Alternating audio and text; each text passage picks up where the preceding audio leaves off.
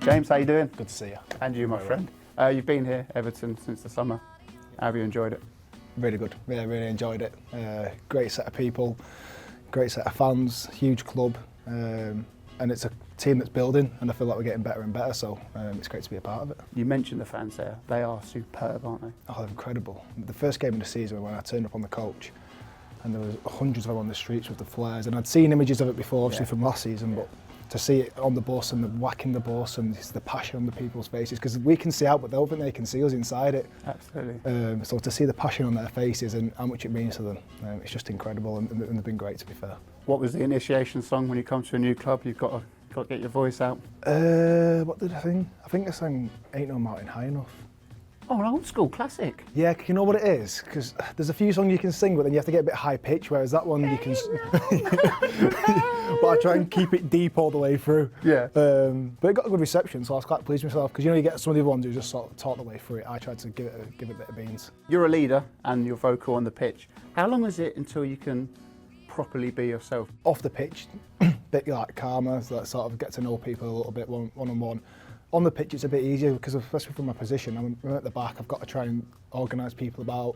But first of all, you're learning people's names. There's a fair few young lads knocking about in the first week, so it's gradual, but I tried to be as soon as possible on the pitch for sure, to try and lead the group a bit, because I'm an older head now and experienced. You say that, you're still what, you're 29? 29, I know. You're not I know, but I speak to some of these lads here, and some of them are born like after 2000, and that's just incredible to me. So they're like when you're singing, hey, no, they're like, you what? Well, I asked one of the lads who knew Craig David, and they're like, no, I never heard of him. Are you serious? Honestly, blew my mind. Never heard of Craig David, and he's still relevant now. Name names, who is it? Who doesn't know who Craig David is? It might have been Nathan Patterson, and he's a great lad. He just says the word crisp sometimes for no reason. Crisps? He just says crisps. We're just walking down track, crisps. Well, the first time I heard it, one of the Forest players called him Crisp. I said to him, why do you call you Crisp? He said, oh, sometimes I just say the word crisps. He doesn't know who Craig David is and just randomly shouts out crisps. He's a good lad, he's a very, very good lad, but he's a funny one. You've got to go to the World Cup, haven't you? Are you picking the squad? But if I was, you'd be in it. Thank you. Yeah, I know. I mean, I'm hoping so. There's no guarantee. There's a lot of competition out there, but I feel like I'm in a good place. I'm playing next to Cody, with Jordan behind me. We're defending well, and I feel happy out there and enjoying my football. So let's see what happens in the next few weeks. But have you had any sort of contact with Gareth and his team? Do they go, we are watching you, we know you're playing well? Because he was at the game at the weekend, wasn't he? Yeah, he was. No, nothing. Maybe he wants it like that, I don't know. I'm not too sure. I'm sure some of the senior ones who were pretty much expected to be there have probably had contact, but I've not had contact with Gareth for a few years now. Fair enough. You smell of bread, don't you?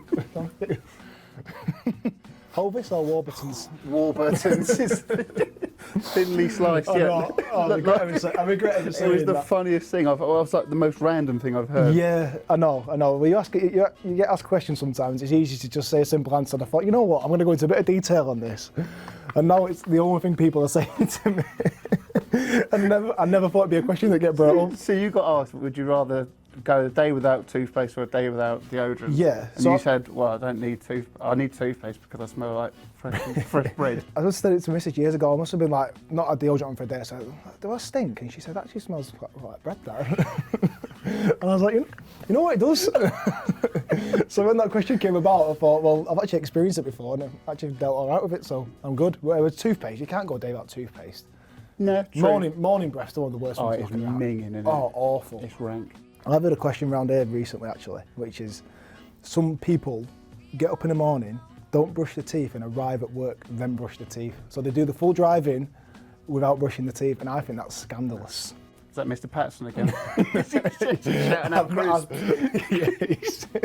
I've not asked him. There's a few people who are okay with it, but I just can't accept it. And finally, I've been told to ask you. By who? Connor? I'm not. Would I? I don't know where this is going. Talk to me about your tattoo. Oh my God, it's got to be. It's been a secret for years, and now it's coming out. I'm not showing you. It's down by the old... It's on my waistline down here, okay. yeah. I went to Magaluf when I was 19, 20. Yeah. My mates called me T-Bone for about 4 days, and I thought, after a couple of drinks, I thought, I quite like the name T-Bone. I'm going to get 2 bones in the shape of a T tattooed on me. €30, Bit of shading. €30. It had a bit of shading as well. I think it was 25 without the shading. It was a bit smudged because I went into the sea a few days after. Honestly, all my biggest, darkest secrets are coming out in the last 2 weeks. Amazing, mate, and great to see you. And get yourself to the World Cup. Thank you. Crisps. Pat was going to rate that.